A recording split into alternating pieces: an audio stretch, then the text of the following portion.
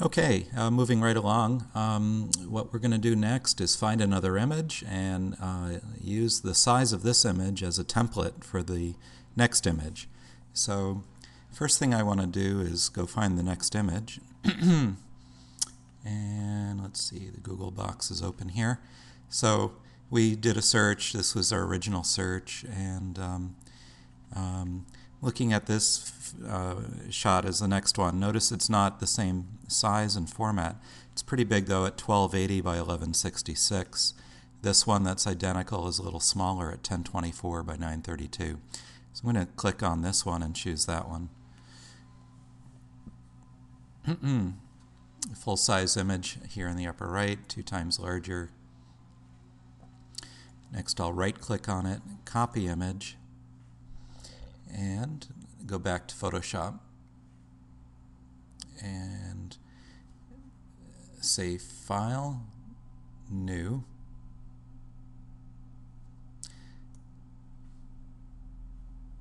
and OK.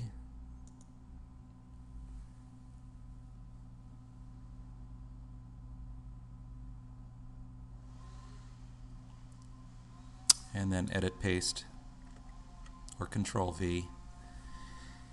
Good. Now see how this is more square format, and we want to use this vertical format as our template for the whole stamp series. So what I want to do is set up the crop tool to match the proportions exactly of this, and not only the proportions but the exact size to the pixel. So I'm going to look at the image size again, and I can memorize or write down these numbers, either 15.903 and 20.833 at 72 dpi, or simply do it in pixels. 1145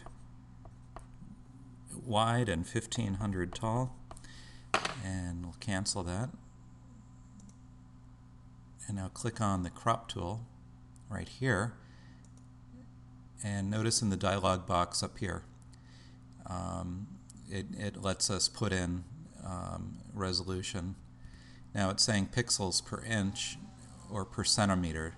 So in fact I have to write down the inches before, because it won't let me input pixels directly. So back to image size,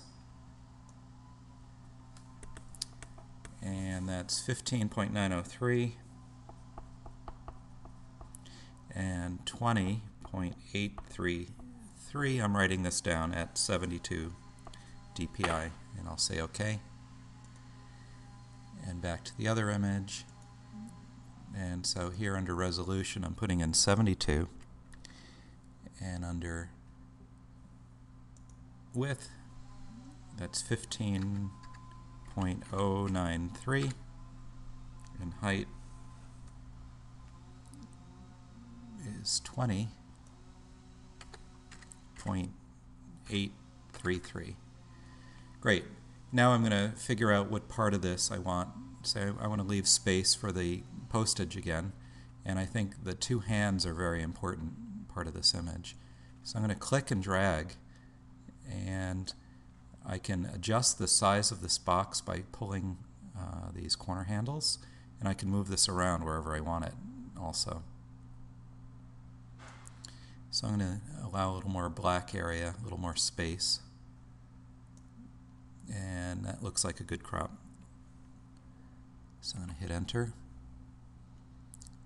and now this picture is exactly the size as the other one. And so what I'm going to do is now drag it using the move tool straight onto the other canvas. So I'm just going to click and drag it right over the other one. And notice it pops in exactly in the same place. Okay, that's what I mean by a template. And next we want to make sure that the postage is legible again, and the name. Notice how it's getting a little lost in the highlights here on her pants. So once again I'm going to click on the picture layer and darken this whole side a bit. I'm going to refine the edge again, It's feathered at 51.8 from the last time, so I'll say OK to that. And then choose levels, image, adjustment, levels, Control L as a shortcut, and drag the middle slider to the right until I darken that area significantly. Good, so that her name pops out now. And it looks like the photographer was lighting her just here. And deselect, Control D. And great. In the layers here, if I drag this out, and let's close the, okay. So you can see we have all these layers going on. Her name, USA 44, and 2 images. So you can check back and forth on your stamp. And I see a little life down here. I'm going to clone that out. I'll show you that. With the eyeball, if I turn the eyeball off here, it makes the layer disappear. It's still there, but it's not visible. So then we can see through and see how the stamps are coming along here. Notice that this one has a slight sepia tint to it, and this one is pure black and white. So just check that it's in RGB, which it is, so I might as well go ahead and color balance it too while I'm at it. So that's image, adjustment, color balance, or Control B right here. And to add sepia, we add a little yellow and a little red. So I'm going to add a little yellow and a little red.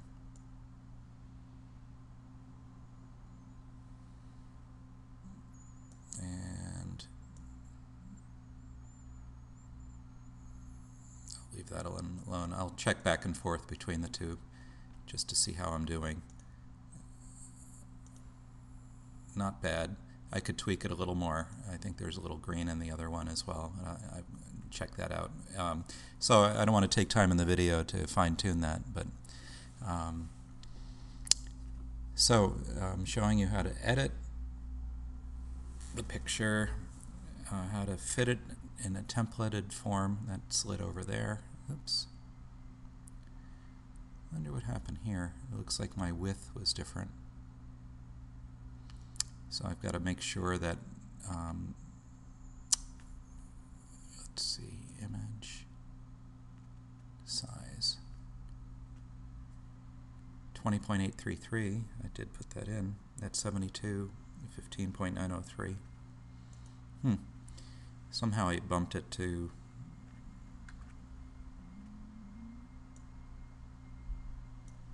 and you see what I just did? I skewed it wider.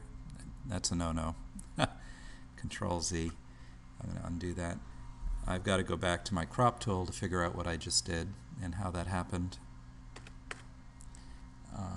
But anyway, down here, I'll tweak that in a second, but down here I want to get rid of this life logo here. So I'm going to take the clone or the stamp tool and click on that. And this is brush driven, so we need to choose a brush and make the hardness small, like 0, so that it's a soft brush. And the way this works is we hold down the Alt key and sample by clicking your mouse. Let go of the Alt key and then paint. Like that.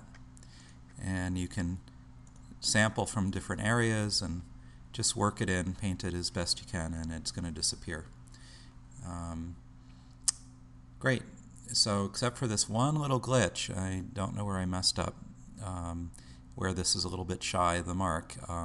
It's looking pretty good. So now all I have to do is gather up 2 more images, and I'm going to put them all in this, stack them all up in this layer. And what I want to do is save them as 4 separate pictures.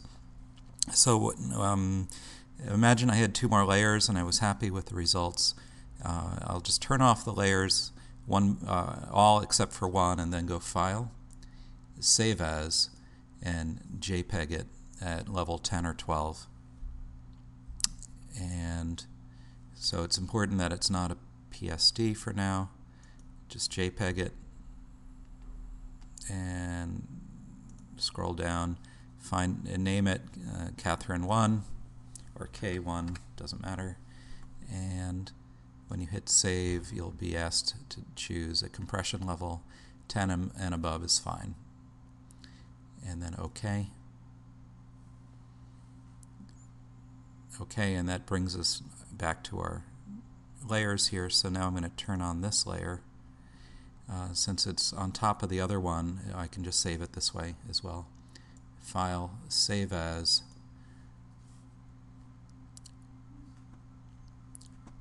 and choose JPEG, and I'm going to click K1 and then just substitute the number 2 there and save.